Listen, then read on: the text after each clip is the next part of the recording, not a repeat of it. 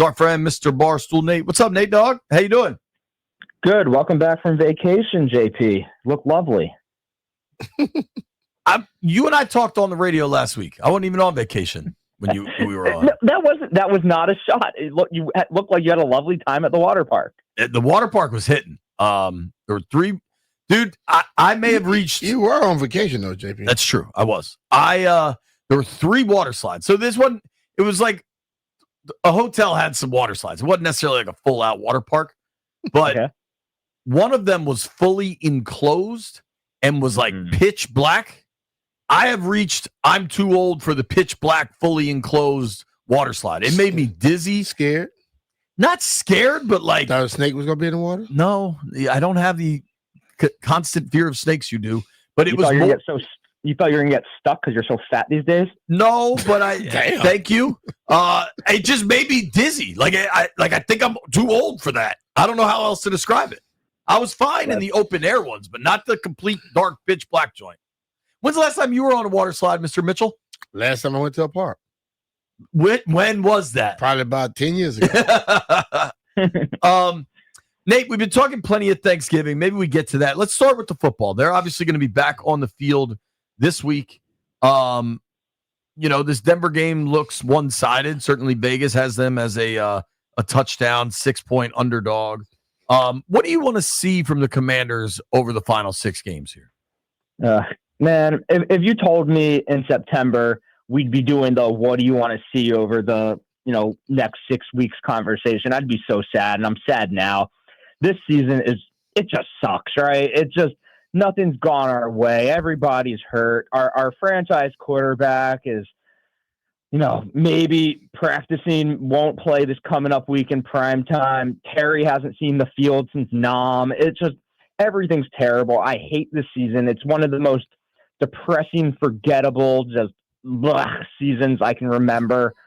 I don't know. What do you want to see? You want to see the guys compete and play well. You want to see the young guys do well. We can go through all the cliches, but it's so depressing to think about, being 3-8 after how wonderful and enlightening and just fantastic and the euphoria of last season.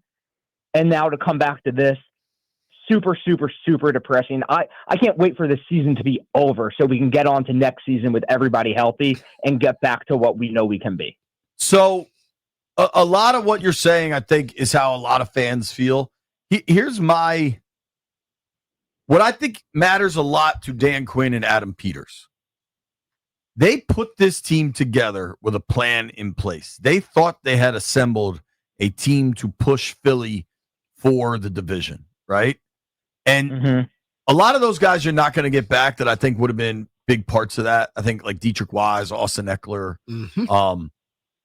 But some of these guys you are going to get back. And I think, say in 2 weeks in Minnesota, you see Jaden, you see Terry, Will Harris, and I think it matters to Dan Quinn and Adam Peters, even if it's only a glimpse, that they see their plan working, that they see the team they put together be good. Because if they don't get that glimpse, they got to wonder what the hell did we try to do? Well, and maybe they write it all off as injuries, but like at some point you look at the man in the mirror and it's like, dude, did I completely mess this up? Here's the thing. I don't necessarily, you're not wrong, but we're never going to see this season the team they put together. Noah Brown's gone. Luke McCaffrey, IR, Jaden banged up still, even if he comes back banged up. We have guys like Treylon Burks and Robbie Chosen and just these guys Burks off the practice squad.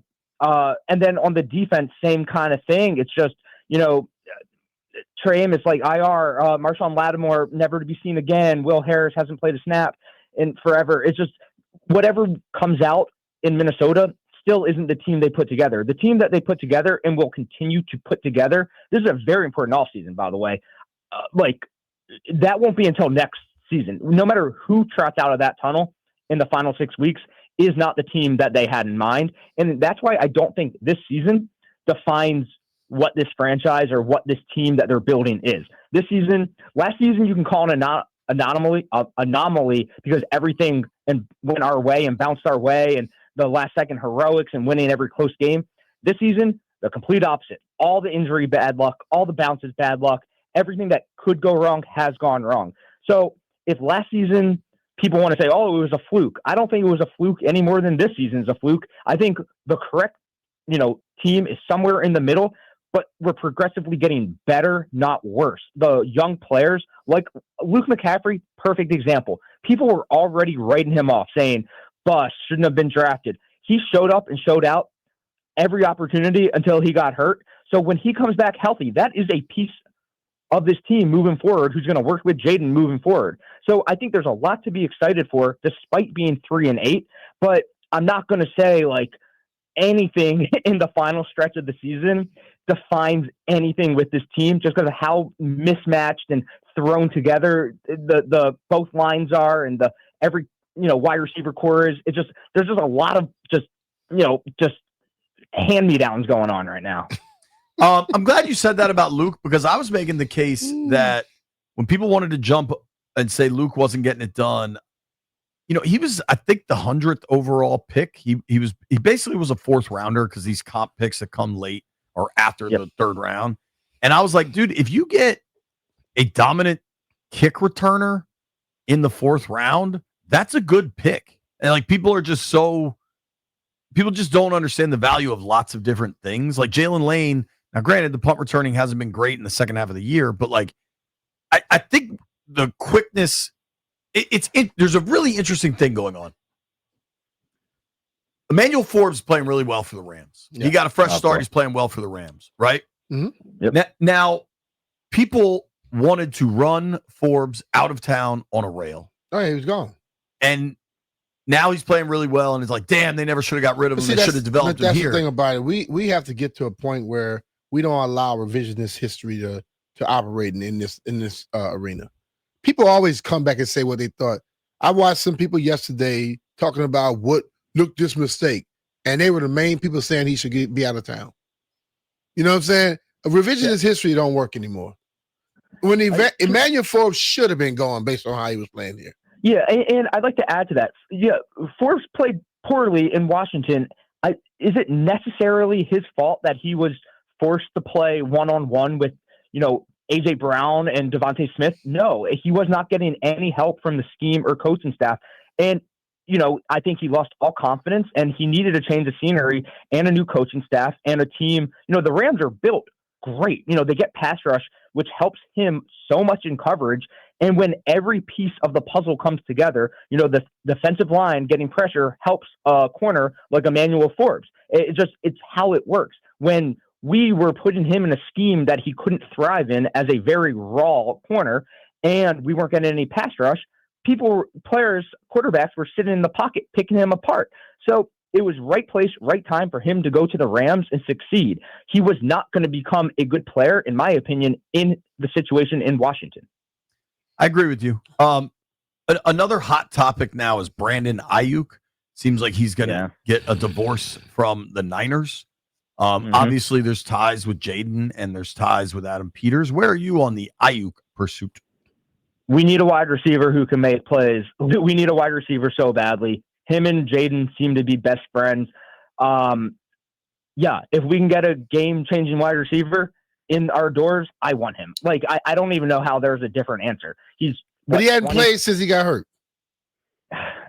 That's fine. Like, that's what the off season's for, right? Like, he had a whole season. He was supposed to be playing this year. He hasn't played since October of 24. Now he's trying to run himself out of town from there. Yeah. There's something wrong with that situation, Nate.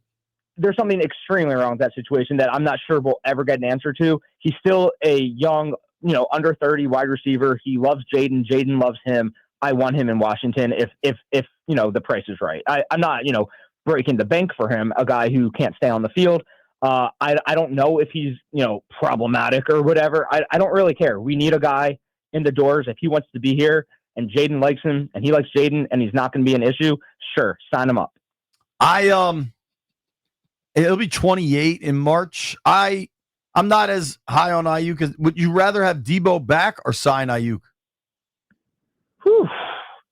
I guess it all depends on internal. I don't know. That's a great question. You stumped Nate, dog. Can't believe it. Yeah, I don't. What do you got, BMitch? Who do you want? Hey, I said they both a price. Like Debo is with a price.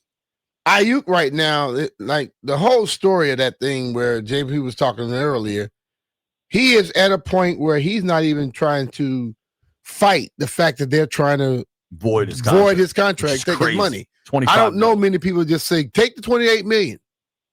But you know what he's gonna want? He's gonna want that money back. So that's another problem you got to deal with. Then we're gonna hear you say we should have never bought me. All he wanted is money. Dude, I tell you what, we had a caller call in, and I have no idea how feasible this is, right? But the staff that drafted him is no longer there, and he's had a very down season. Should Brian Thomas from the Jaguars be available? That to me, I mean, that's a third-year guy that played his college ball with Jaden and already had a ton of success in the NFL. Because the reality, when you look at free agent to be wide receivers, and I think we all agree that Jerry's going to get a deal done with Pickens, right? He's either going to tag him or get a deal done. Now, if Pickens actually hits free agency, he's by a mile the top target. Yeah, he's great. The reality, though, of free agent wide receivers, the top of the list is going to be Mike Evans, who will be 33. Then you're talking Christian Kirk, Debo, Jacoby Myers, Lazard, like Adam Thielen at 36 years old. Like these guys generally don't get the Go free draft agents. somebody.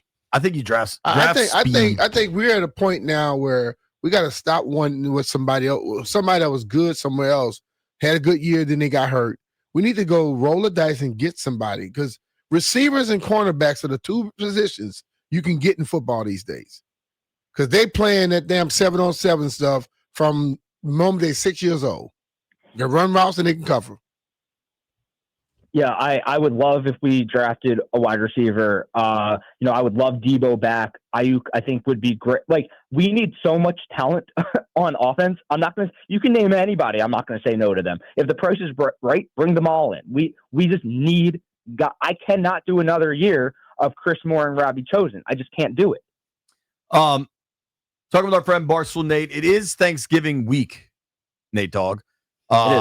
What is are you coming home? You going to your brother's? What are you doing? I will be in Virginia tomorrow, and then I'll be at the Caps game tomorrow night, and then Thanksgiving in Virginia on Thursday, then hanging out in Virginia till Saturday. Okay. You always go to that. Make sure I get out of town for Nate. They're honoring Ovi, so get into the game early. I will be. I'll see you there, right? No, I have to work, dude. Oh, I'm all ears. I have all ears gets taped Wednesday nights, Nate Dogg. I know. I'm a P1. I appreciate it, dude. What is so does Mike cook? Who does the cooking? We will be going to my sister-in-law's parents' house. So yeah, I'll do some cooking when I get there on tomorrow. What are you cooking? Nothing. I make stuffing. I make two different stuffings. I can send you the recipe. I make the stuffing from BMitch. I make the stuffing from scratch. You know that it's stale bread? One without. Well, I toast it, of course. Yeah, I have a great recipe. You make from scratch stuffing every year. What does your sister-in-law's parents think of you, Nate Dogg? They love me. I am a delight. Hey, Nate, I would love to talk. I'd love to be the fly on the wall. Yeah, we got to get them on the radio. I'm great. Nate, who? Do they call you? They call you Eric? They call me Eric. Yeah, they call me my internet name. What does your first plate of Thanksgiving look like? So I'm a big Thanksgiving guy. There's nothing I don't eat at Thanksgiving. I pile it all on. You go turkey, mashed potatoes, green bean casserole, sweet potato casserole, stuffing, cranberry sauce, cover it all with gravy, make a couple sandwiches with a couple rolls, eat some of it stacked on a fork, and then go back for seconds. I probably do my highest calorie day Thanksgiving without a doubt. I eat nonstop for Wednesday, Thursday, Friday. All right. Our AAA BMitch and Finlay poll question of the day. What's the best part of Thanksgiving? Food, family, or football? It's the food. You have football and family every other day also, but Thanksgiving food in that setting. Now hold on. You're a hermit that lives in New York City, and you don't see your family ever. What are you talking about? A lot by design here, guys. Like a lot by design. but the feeling, the design is that they don't want you to come home.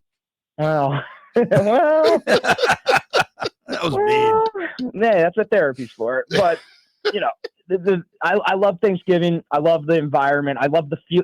Like on bachelor parties, you can just drink more because your body and your brain knows it's a bachelor party, so it gets into another gear. I feel the same way about Thanksgiving and eating. Your body and brain just know this is it. This is the Super Bowl, and you just go in and you eat and you eat and you eat and you eat. I love it. It's go time on Thanksgiving. Mm-mm. Well, dude, I hope you have a great Thanksgiving. I hope you enjoy the Caps game. I would like to see them get 2 in a row. Good win last night. Maybe you bring them another win tomorrow night. Yeah, I mean, everything I've said about this team has been accurate. It's a great team.